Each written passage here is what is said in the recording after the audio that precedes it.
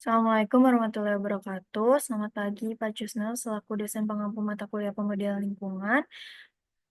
Saya Windiarti Mustika dengan NIM F44012110115 akan menjelaskan tentang hasil review paper di NDC saya yang berjudul Modeling the Effect of Rice Vegetable Cropping System Conversion and Fertilization on GHG Emission Using the NDC Model.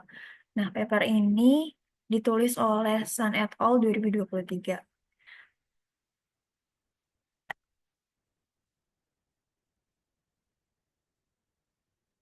Latar belakang dari penulisan paper ini yaitu pertanian sebagai sumber utama emisi GRK yang mengandung metana yang 28 kali lebih kuat daripada CO2, sedangkan NO2 yang mengandung 265 kali lebih kuat dari CO2.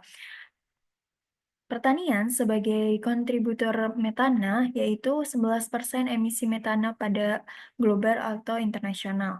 Kemudian terdapat permasalahan yaitu lahan sawah yang menjadi kebun sayur di Tiongkok yang menimbulkan dampak jangka panjang terhadap emisi GRK yang masih belum jelas. Oleh karena itu, model DNDC atau Denitrification Decomposition digunakan untuk simulasi emisi GRK dan hasil panen akibat perubahan sistem tanam dan pemupukan. Tujuan dari penulisan paper ini yaitu mengevaluasi akurasi model DNDC dalam memprediksi emisi CO2, CH4, dan NO2 serta hasil panen pada sistem tanam padi dan sayuran dengan dan tanpa pemupukan pada tahun 2012 sampai 2014. Kemudian yang kedua, menilai dampak jangka panjang yaitu pada tahun 1960 sampai 2016 untuk konversi sistem tanam padi ke sayuran dengan variasi level pemupukan yaitu 0, 50, 100, dan 150% dosis konvensional terhadap emisi GRK dan GWP.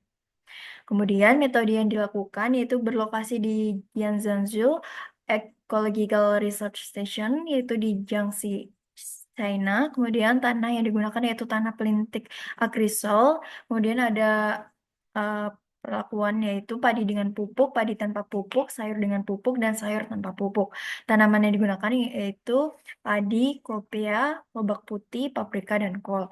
Untuk metode yang digunakan yaitu emisi GRK dengan metode static chamber atau GC, kemudian hasil panennya dihitung yaitu sekitar 1 meter persegi per pot. Untuk model DNDC yang digunakan yaitu versi 9.5, untuk input yang digunakan yaitu iklim harian, data dana, jenis tanaman, dan manajemen lahan. Kemudian terdapat kalibrasi yaitu pada padi dengan pupuk atau kode RF dan RNF yaitu padi tanpa pupuk untuk 2 tahun. Untuk validasinya yaitu sayur dengan pupuk atau VF dan VNF yaitu sayur tanpa pupuk. Kemudian 9 pola rotasi yaitu yang digunakan RRV, RRV, RRVVV, dan V. Kemudian ada 4 tingkat pemupukan yaitu 0%, 50%, 100%, dan 150%. Untuk tabel dan parameter yang digunakan pada model DNDC terlampir pada tabel 2. Untuk hasil pembahasan yang pertama, untuk model dan pengamatan emisi CH4 harian pada model DNDC menunjukkan pada pemodelan puncak emisi yang baik yaitu untuk CH4. Untuk datanya R square-nya yaitu 0,62 sampai 0,69 pada padi. Kemudian sistem sayuran baik dengan atau tanpa pupuk tidak menghasilkan CH4. Kemudian terdapat tidak ada perbedaan yang signifikan dari emisi CH4 yang dikeluarkan baik dengan atau tanpa pemupukan, yaitu dengan VF dan VNF maupun dengan RF maupun dan RNF. Kemudian pembahasan yang kedua yaitu model dan pengamatan untuk emisi CO2 harian. Pada pemodelan DNDC, akurasi yang rendah untuk memodelkan emisi CO2 harian, yaitu dengan R square sekitar 0,05 sampai 0,2. Nah, emisi CO2 lebih tinggi pada sistem padi. Emisi gas CO2 ini yang dihasilkan dengan pemupukan lebih besar dibandingkan tanpa pemupukan, yang terlihat pada gambar tertera pada layar. Kemudian, terdapat model dan pengamatan untuk emisi NO2 harian. Pada pemodelan DNDC, akurasi yang dihasilkan sangat rendah, yaitu untuk emisi NO2 harian, dengan R square yaitu 0,06. Nah, sayuran pada emisi NO2 menghasilkan yang emisi lebih tinggi dibandingkan padi. Dan untuk hasil, tidak ada perbedaan yang signifikan pada emisi gas NO2 yang dihasilkan pada sistem dengan pemupukan Eh, namun sistem pemupukan lebih besar dibandingkan tanpa pemupukan. Kemudian terdapat model dan pengamatan emisi tahunan dan hasil panen yang dihasilkan dari pemodelan di NDC, yaitu prediksi panen, hasil panen dan emisi CH4 dihasilkan dengan baik, yaitu dengan R square pada hasil panen 0,89 dan R square metananya 0,96. Kemudian untuk model DNDC dapat digunakan, tetapi untuk keputusan strategis jangka panjang, misalnya pada kebijakan pupuk, rotasi tanaman, dan lain sebagainya. Dan yang terakhir yaitu ada emisi GRK tahunan. Nah, pada emisi GRK tahunan ini, konversi dari padi ke sayuran menurunkan emisi CH4 hingga minus 100% dan CO2 hingga minus 37%, namun dapat meningkatkan emisi NO2 yaitu lebih dari 429%. Hal ini menunjukkan bahwa pemupukan dapat meningkatkan emisi GRK pada sistem berbasis padi lebih signifikan. Dan yang terakhir, terdapat potensi pemanasan global atau GWP. Dari GWP ini menurun yaitu sekitar 68% dan GWP neto turun 122% dari sistem padi ke sayuran. Net dari GWP negatif ini menunjukkan bahwa sistem sayur tanpa pupuk dapat menjadi potensi penyerap bersih karbon.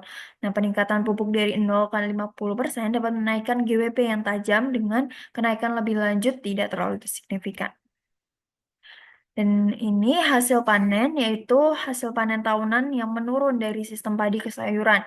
Hal ini karena pupuk, kenaikan hasilnya hanya sampai level 50%, terutama pada sistem padi. Sehingga dapat direkomendasikan sistem pertanian berdasarkan keseimbangan antara emisi GRK, produktivitas, dan efisiensi pemupukan.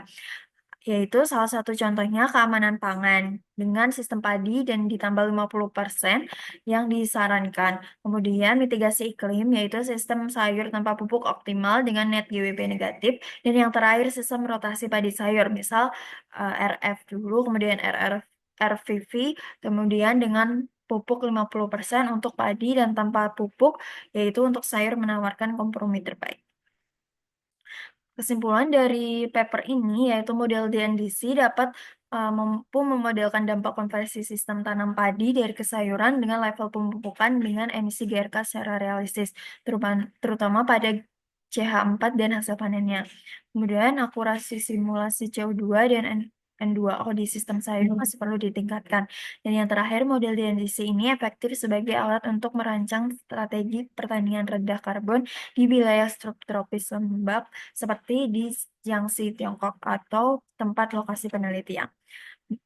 Berikut merupakan referensi yang saya gunakan, yaitu dari Sun et al. 2023 dari Jurnal Agronomi. Sekian yang dapat saya sampaikan. Ada kesalahan, mohon maaf. Assalamualaikum warahmatullahi wabarakatuh.